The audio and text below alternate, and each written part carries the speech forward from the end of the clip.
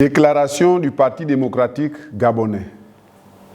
Dans la nuit du 24 décembre 2022, un éboulement d'une grande ampleur a détruit le chemin de fer sur un linéaire de 500 mètres, interrompant de ce fait le trafic ferroviaire entre Libreville et l'intérieur du pays.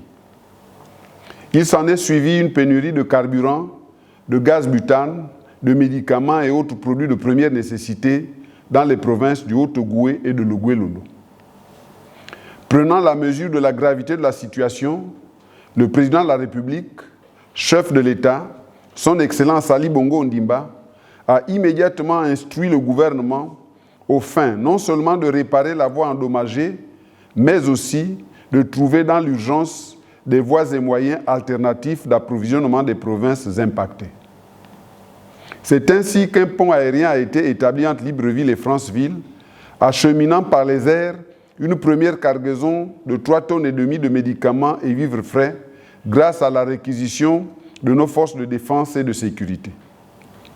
Dans le même temps, 14 wagons ont été acheminés vers la gare de Boué, suppléés par des camions-citernes permettant une première livraison de 720 mètres cubes de gasoil et 140 mètres cubes d'essence dans l'ensemble des deux provinces précitées.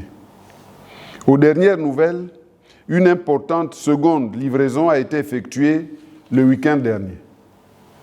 S'agissant de la réhabilitation de la voie ferrée, d'impressionnants moyens logistiques ont été mis à contribution pour réparer dans les meilleurs délais la voie endommagée.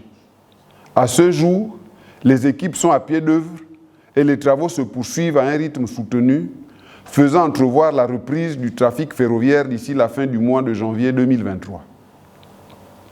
Le Parti démocratique gabonais salue la clairvoyance et l'extrême diligence dont a fait preuve le distingué camarade président Ali Bongo Ondimba, qui a su prendre en temps opportun les décisions idoines et instruire les différents responsables civils et militaires pour juguler une situation catastrophique qui pouvait déboucher sur une grave crise économique et sociale.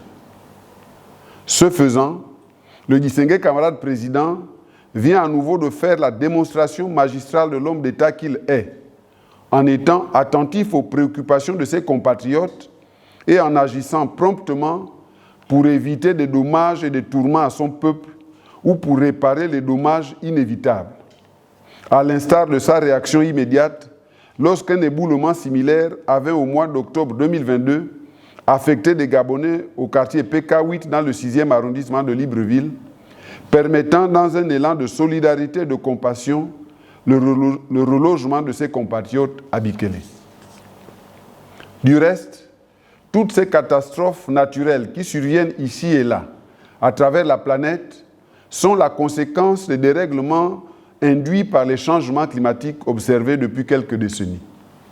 C'est pour cela qu'en homme d'État visionnaire, le distingué camarade président Ali Bongo Ondimba s'est très tôt investi dans la préservation de l'environnement, plaçant le Gabon en tête de peloton des pays engagés. Cette posture de responsabilité confère à notre pays une place et une voix prépondérantes reconnues par la communauté internationale. Le Parti démocratique gabonais, conscient des enjeux, soutient et encourage fermement le distingué camarade président Ali Bongo Ondimba à poursuivre son noble combat pour la préservation de l'environnement, pour le développement économique et par voie de conséquence pour l'amélioration des conditions de vie de ses compatriotes. Je vous remercie.